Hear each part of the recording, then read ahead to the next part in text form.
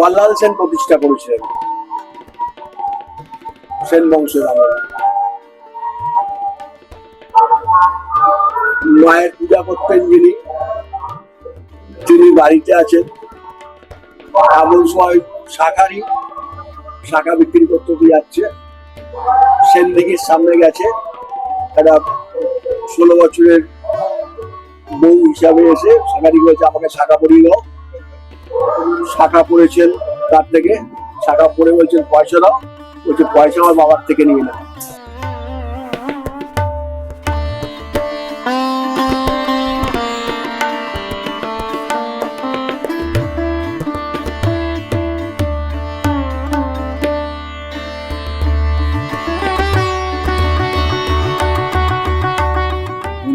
শতাব্দীর রেনেসাঁ আন্দোলনের পথিকৃৎ শ্রী রাজশেখর বসুর জন্মভিটে এটি, আর বিশ্ববরেণ্য চিত্র পরিচালক শ্রী সত্যজিৎ রায়ের অপদুর্গার গ্রাম।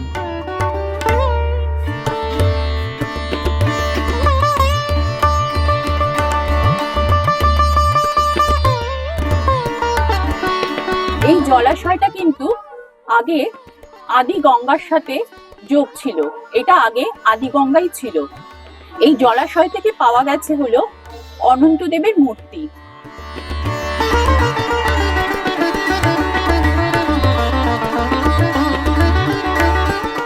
বিশাল বড় বট গাছ এবং তার ঝুড়িগুলো বিশাল বিশাল ঝুড়ি, এগুলো গাছের থেকে নেমে পড়েছে, বেশ লাগছে দেখতে। আর এই যে দেখছেন এই বট গাছের গোড়াগুলো, চারপাশে এই গোড়ার মধ্যে, গোড়ার চারপাশে লাল কালো সুতো দিয়ে বাঁধা, কালো না লাল সুতো দিয়ে বাঁধা রয়েছে। আর এখানে সমস্ত ঢিল বাঁধা রয়েছে। এই ঢিলগুলো যাদের মানত পূরণ হয়, তারা মানত পূরণের আগে এই ঢিলগুলো বেঁধে রাখে, আবার মানত পূরণ হয়ে গেলে ঢিলগুলো ছেড়ে দেয়।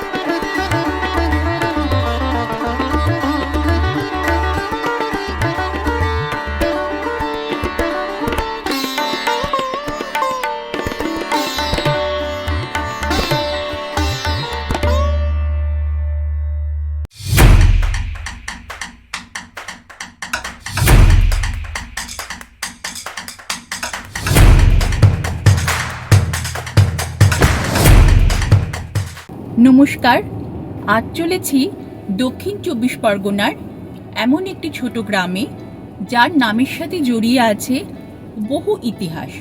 তবে গ্রামটি আগে ছিল, এখন আর সেই গ্রামটি নেই। 19বিংশ শতাব্দীর রেনেসাঁ আন্দোলনের পথিকৃৎ শ্রী রাজশেখর বসুর জন্মভিটে এটি, আর বিশ্ববরেণ্য চিত্র পরিচালক শ্রী সত্যজিৎ রায়ের অপদুর্গার গ্রাম। তাহলে চলুন আমরা সেই গ্রামের উদ্দেশ্যে রওনা দিই।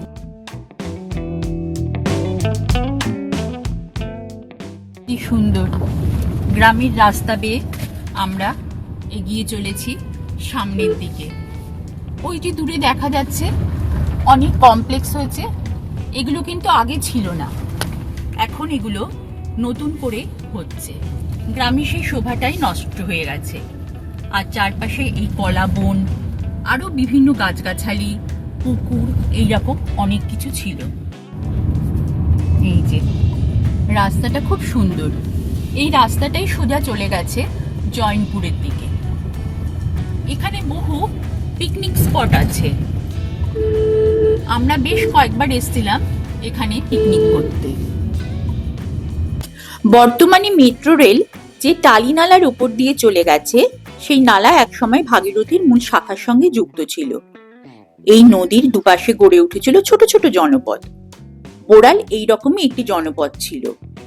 বোড়াল গ্রামের পূর্ব সীমান্ত দিয়ে বয়ে যেত প্রাচীন ভাগীরথী নদী।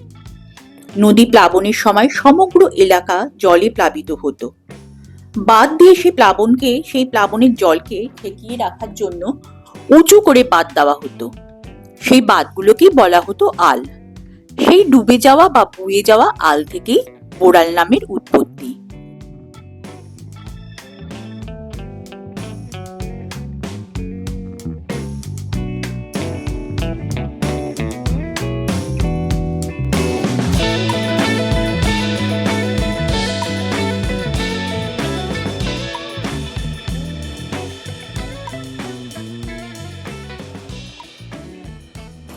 এই হলো বোড়াল হাই স্কুল। বোড়াল হাই স্কুলের কাছেই হলো ত্রিপুরা সুন্দরী মন্দিরটা। তবে একদম কাছে বলবো না, খানিকটা হেঁটে যেতে হয়, কিন্তু অসুবিধে নেই তাতেও। গায়ে কিন্তু রয়েছে রিক্সা স্ট্যান্ড। যদি কোনো বয়স্ক লোক বা কারোর হাঁটার অসুবিধা আছে, তারা যদি মনে করেন এখান থেকে রিক্সা নিতে পারেন। আমি এবার টুক করে একটু ভেতরে ঢুকে দেখি ভেতরের পরিবেশটা। দেখতে পাচ্ছি এখানে দুর্গাপূজার প্যান্ডেলও শুরু হয়ে গেছে। আর এসব স্থানীয় ছেলেপেলেরা এখানে সমস্ত খেলাধুলা করছে। ভেতরটা বেশ বড়, আর এখানে একটা প্লেগ্রাউন্ডও রয়েছে। এখন আমি চলে এসেছি অপু দুর্গার সেই গ্রামে। ভালো করে ঘুরে দেখাবো সেই গ্রামটা, কিন্তু আমি একটু চারপাশটা আপনাদের দেখিয়ে নেব। দেখুন তো এটাকে এখন গ্রাম বলে মনে হচ্ছে কিনা।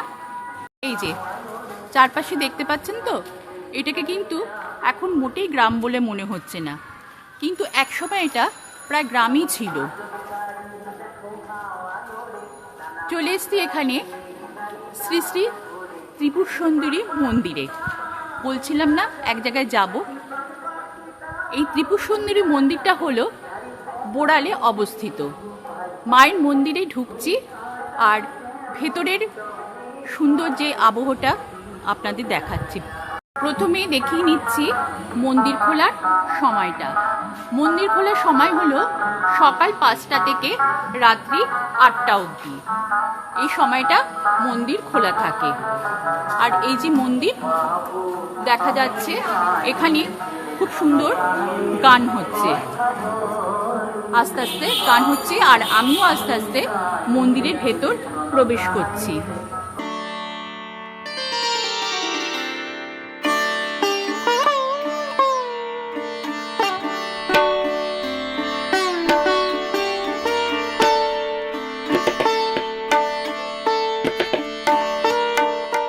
মন্দিরের গেট দিয়ে ঢুকেই ডান দিকে প্রথমেই চোখে পড়বে এই বট গাছটি।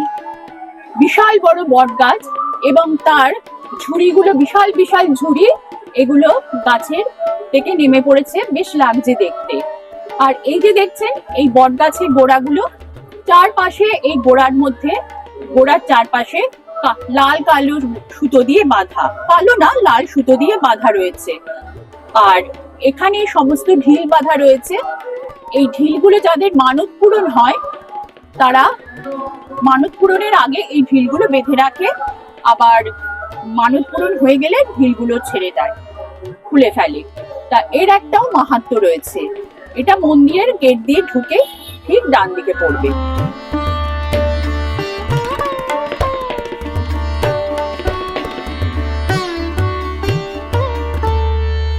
এই জলাশয়টা কিন্তু আগে আদি গঙ্গার সাথে যোগ ছিল। এটা আগে আদি গঙ্গাই ছিল। এই জলাশয় থেকে পাওয়া গেছে হলো অনন্তদেবের মূর্তি। যেহেতু এটা আদি গঙ্গার সাথে ছিল, এখন আর আদি গঙ্গার সাথে কোনো সম্পর্ক নেই। এখানটা জলটা রয়েছে, এবং এখানে বোড়ালের মানুষজন বিভিন্ন পুণ্য কাজে, সে আপনার যে কোনো ভালো কাজে হোক, যে কোনো কাজে, বিয়ে শাদী, আপনার সব কাজে, বাড়ির কোনো কাজে, পুজো আচ্চার কাজে এখান থেকে জল নিয়ে যায়, এবং এই পুণ্য জলে তারা কাজ সারে।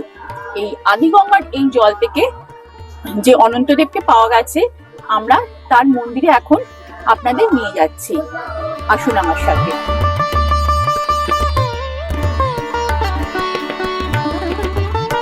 আমি এবার আদি অনন্তদেবের মন্দিরে প্রবেশ করছি।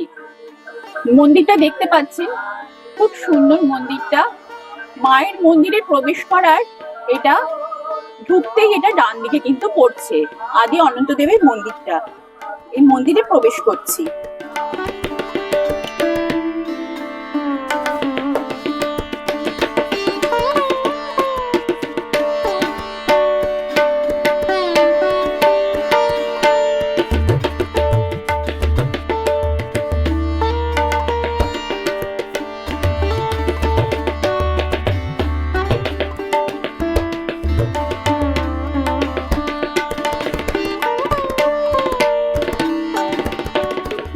দেখতে পাবেন যে মূর্তিটা আদিগঙ্গা থেকে পাওয়া গেছে, এটা কিন্তু অনন্তদেবের কোলে বিষ্ণুর অনন্ত শয্যা।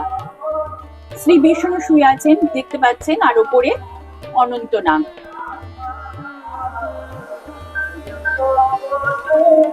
আর সামনে আরো অনেক ঠাকুর রয়েছেন।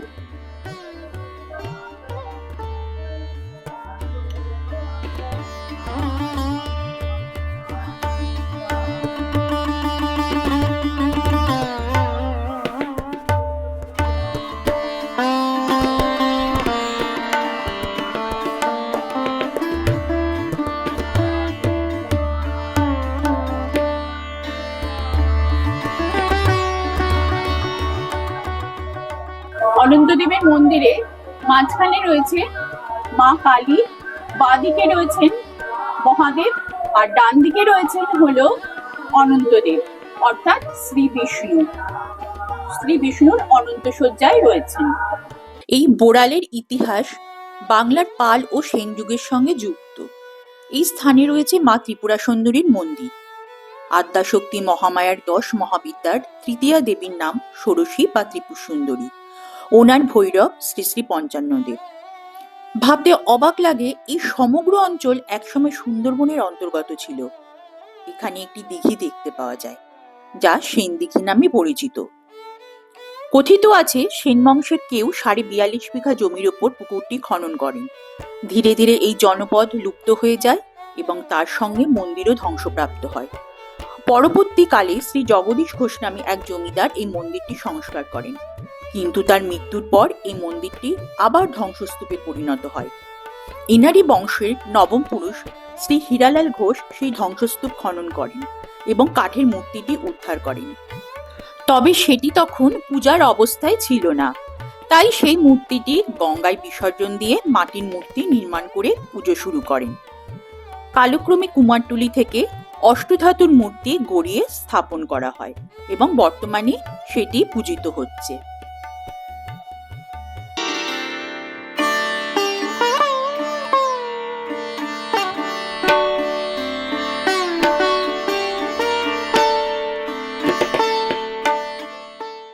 এই যে দেখছেন এখানে বোড়াল পার্লামেন্ট ক্লাব, এই ক্লাবের ঠিক পিছনেই রয়েছে সেন দিঘি।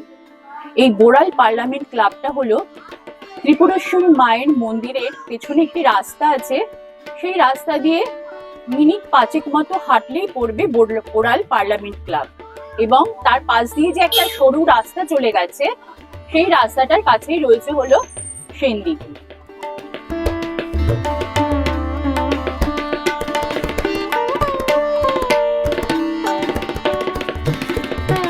আমরা এখন চলে এসেছি সেন দিঘির সামনে। দিঘিটা দেখতে পাচ্ছেন বিশাল পরিসর, মানে এ মাথা থেকে ও মাথা, আর টলটল করছে ভরা জল। খুব পরিষ্কার নির্মল জল, চারপাশে সমস্ত গাছগাছালি রয়েছে, চারপাশে বক ঘুরে বেড়াচ্ছে, ছোট ছোট পাখি, সবুজ, মানে একটা বেশ সতেজ অনুভূতি। আর এই যে সমস্ত গাছের ছবিগুলো দিঘির মধ্যে পড়ছে, রিফ্লেকশনে কি ভাল লাগছে দেখতে। নদীটা একেবারে, দিঘিটা একেবারে কানায় কানায় পূর্ণ। তা বলে, কথিত আছে যে সেন বংশের কেউ 42.5 বিঘা জমির উপরে পুকুরটি খনন করেন। ধীরে ধীরে এই জনপদ লুপ্ত হয়ে যায় এবং তার সঙ্গে মন্দিরও ধ্বংসপ্রাপ্ত হয়।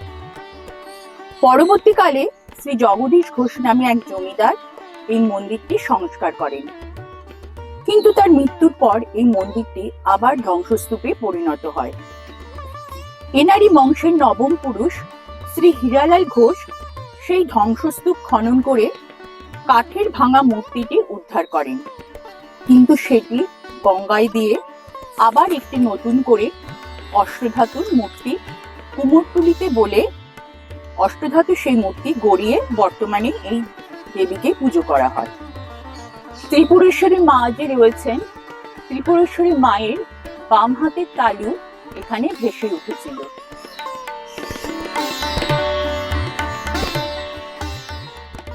আমরা এখন দিঘিটার পাশ দিয়ে একটু হেঁটে হেঁটে যাচ্ছি।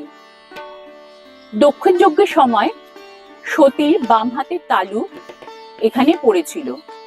এটি 51 সতীপীঠের একটি। মনোরম পরিবেশ, চারদিকে পাখির কুজন, শুনতে পাচ্ছেন কিনা জানি না, খুব ভাল লাগছে দেখতে।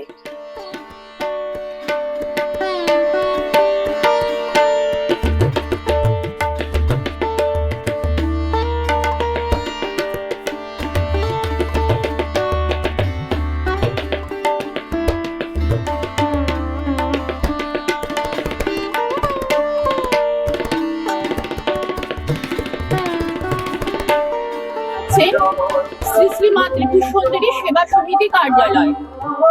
আপনারা এখানে যা যা দরকার হবে আপনারা এখানে এসে তুলতে পারবেন। যা যা দরকার এই কার্যালয়ে যদি দরকার পড়ে কোনো খোঁজ খবর নিলে তারা বলতে পারবে। আপনাদের যদি ভোগ দেওয়ারও প্রয়োজন হয় কার্যালয়ে ভোগ জিজ্ঞেস করলে ভোগ দেওয়া হয় এবং তার একটা লিস্ট এখানে টাঙানো আছে।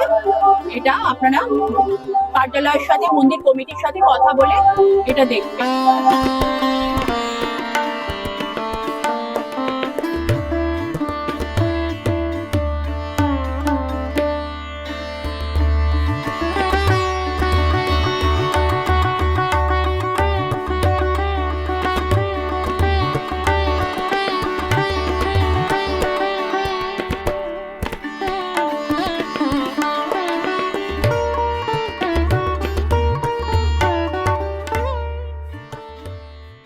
এখানে যে প্রত্নতাত্ত্বিক নিদর্শন গুলো দেখছেন এগুলো মাটি খুঁড়ে পাওয়া গেছে।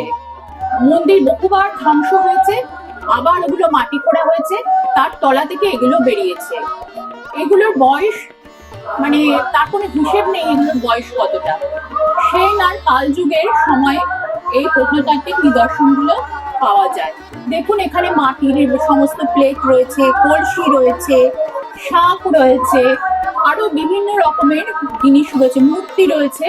এগুলো প্রায় ভগ্নপ্রায় অবস্থা, কিন্তু এগুলো কিন্তু মূল্য অসীম।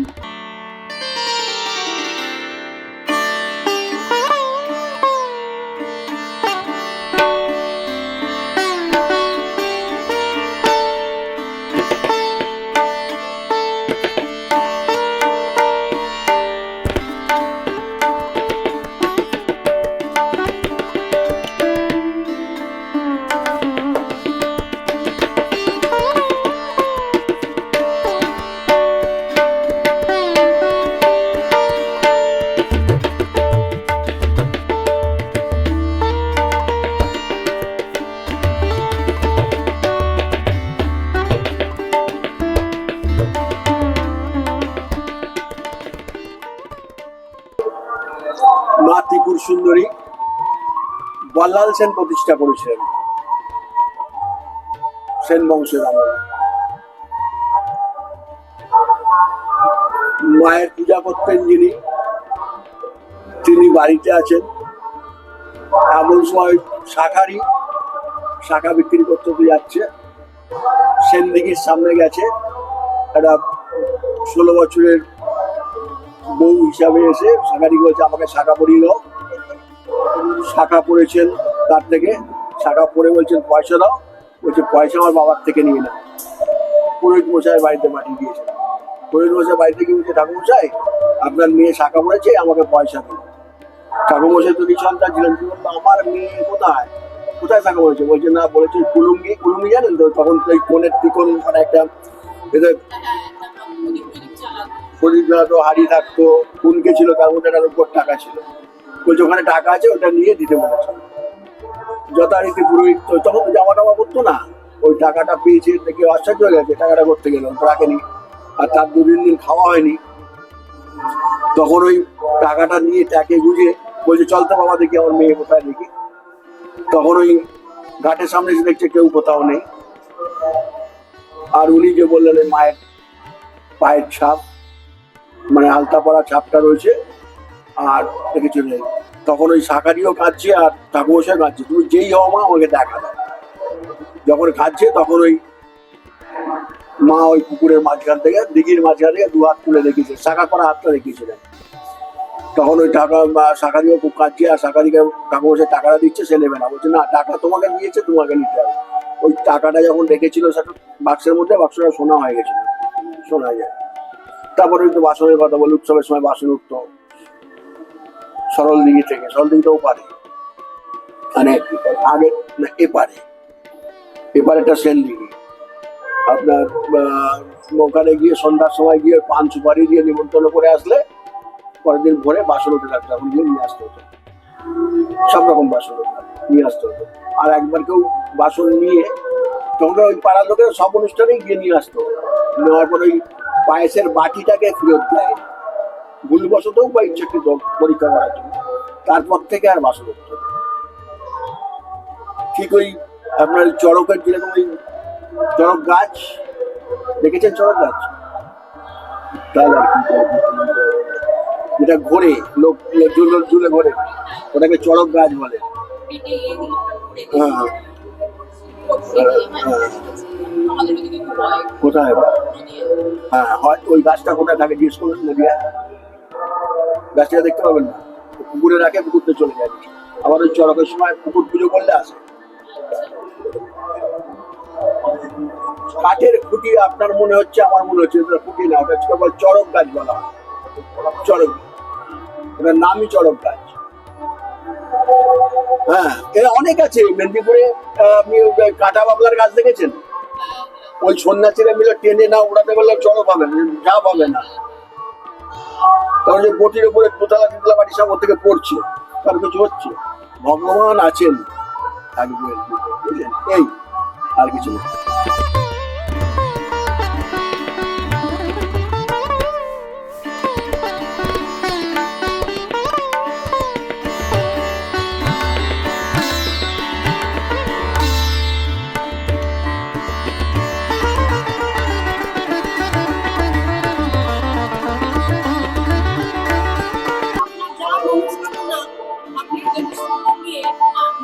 মানে এত পুরনো, এত ঝড়, এত বৃষ্টি, এত কিছু, কিন্তু গাছটার কোনো লয় হয়নি।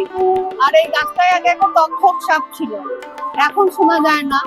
আর এই গাছের মধ্যে আপনি আপনার যা মনস্কামনা, একটা সুতো দিয়ে ওখানে একটা ইট দিয়ে আপনি গাছের ডালে ঝুলছে যে ওখানে বেঁধে রাখবেন, ঠিক আপনার একদিন হোক, এক বছর হোক, 2 বছর হোক, আপনার সেই মনস্কামনাটা পূর্ণ হবে। এবং তারপরে সে যে কোনো একটা ঢিল, ওই ঢিলটাই যে খুলতে হবে সেটা নয়, যে কোনো একটা ঢিল আপনি খুলে মাকে পুজো দিয়ে যেতে হবে। আচ্ছা, আরেকটা কি বলছিলেন আপনি একটু আগে, যে বাসন সরস্বতী পুজোর সময় কি হয়, ওইটা যদি একটু বলেন। এখানে মানে আমাদের এখানে হচ্ছে গিয়ে মানে আসল মানে সরস্বতী পুজোর দিন মার প্রতিষ্ঠাতা, যে মন্দির প্রতিষ্ঠিত হয়েছিল সরস্বতী পুজোর দিন 3 দিন ধরে এখানে পুজো হয়, মানে ভোগ খাওয়ানো হয়, সবকিছু হয়, হাজার হাজার লোক খায়, হাজার হাজার।